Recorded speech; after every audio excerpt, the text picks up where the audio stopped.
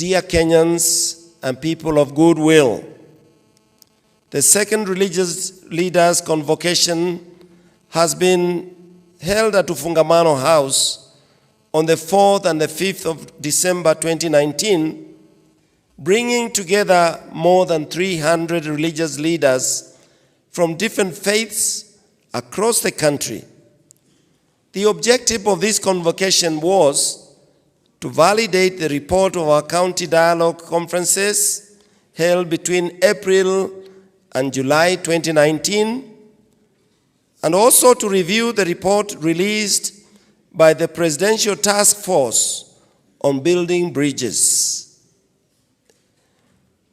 The convocation reflected and invites all Kenyans to be inspired by the scripture recorded in Jeremiah 32, verse 38 to 39, which reads, and I quote, "They will be my people, and I'll be their God.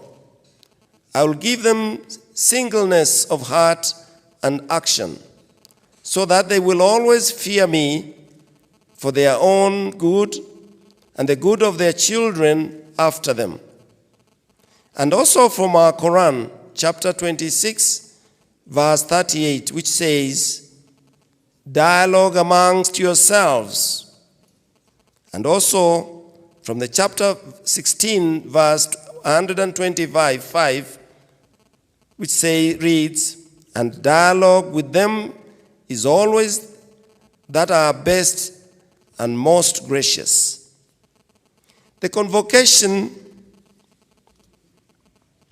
was thus inspired and re-emphasized the centrality of dialogue, resolving conflicts and disputes, and wishes to highlight the following. Number one, consolation to all our affected people by floods. We are saddened and concerned about a high number of deaths, injured, and destruction of property due to ongoing heavy rains and floods in our country. We continue to pray for comfort and consolation of the bereaved families, and especially those who have lost their dear ones in big numbers, and those affected, that God will grant them quick recovery. And meantime, we appeal to our families near them and near one another, those who are suffering, and our neighbors to help each other as we cry out to the government and other stakeholders. Even as we commend the government for the intervention to rescue affected individuals and families, we also have our own responsibility to stay safe and also help each other. On our part, we will have campaigns in our places of worship, and by this day we want to ask members of our faiths, wherever you are, collect food items, collect clothes, non-food items, and share them with your places of worship so that they can help whoever is nearest to them. But of course, start with your neighbor who's needy. Nonetheless, we also call upon our national and county governments to take seriously the importance of effective disaster management and preparedness. It is in great rebuke the government that, despite clear warnings about the coming rains, viable mitigation measures may have not been taken in place in the seriousness they deserve. We need to foresee that time coming when Kenyans will rightfully demand compensation, and they will, from those who neglect their duties. About national dialogue processes, in February 2018, we met here at Ufungamano House. The first religious convocation during which we initiated the national dialogue process. This was the recognition of the fact that no one single institution or entity, or even in Kenya, had exclusive legitimacy and legality, and neither comprehensive way of resolving the underlying conflicts and challenges that afflict our nation. We reiterate that a national dialogue process that gives all Kenyans opportunity to build consensus is and continue to be the pathway to national cohesion, equity, justice, and envisage the Constitution as is envisaged in our Constitution 2010. Our county dialogue conferences that took place this year, last year and this year. In this regard, we thank more than 4,000 multi-sectoral leaders who participated and shared their views during the 44 county dialogue conferences that were held in many of the counties in our country, Kenya. The county dialogue conferences were organized by Dialogue Conference Group as the second stage of the national dialogue process. After the national dialogue conference, we had one at this same hall of Fungamano. The consolidated report from the conference indicates that the solution made by National Dialogue Conference in September 2018 were endorsed. In addition, the conference profiled other national and county-specific issues that came out from our counties and their concerns that should be part of our dialogue processes.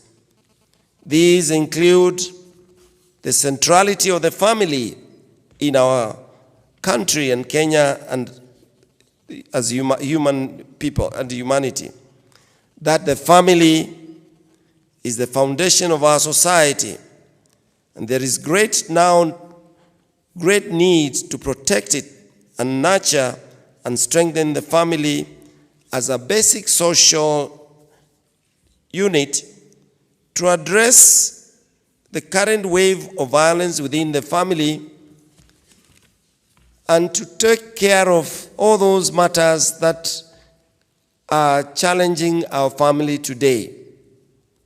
Towards this, we urge the government and involve stakeholders, of course ourselves first, to accelerate the development of the family policy together with the implementation plan. It is expected that the family policy will institute a lifelong character formation framework and inclusion of values. Strengthening the family unit is necessary to enable our country to address the prevailing moral challenges and decadence. On our part, as religious leaders, we commit to continue to partner and do our role with different stakeholders to enhance marriage and parenting capacity building while establishing safe spaces for intergenerational consultation and dialogue. About our natural resources in our country, it is clear that in many counties, some people and many people are bitter because of the inequality and inequitable exploitation of natural resources that only benefit a few people, and more so local and international business corporations. There is need to recognize that if dialogue is not initiated with the communities where these minerals or resources are found, violence and conflicts of huge magnitude are likely to erupt in the coming years. We already have signs in some places in our countries, as you may want to know. Towards this, there's a need for realistic public participation in finalization, the implementation of the laws on extractives that are already been passed in Parliament. About land and ownership, it is in most counties, it's a common knowledge that there's a deep anger of some citizens, many citizens, for decades not to have issued with them with title deeds. The government has tried, we know, in many parts, but there still is a very slow process. While the few who are privileged and influential are granted ownership of prime lands, indeed, land tenure and use has been the trigger of many conflicts in our country. We call upon the different arms of government and to play their role to address the chaos and the impunity associated with the land registries, which must be brought to an end.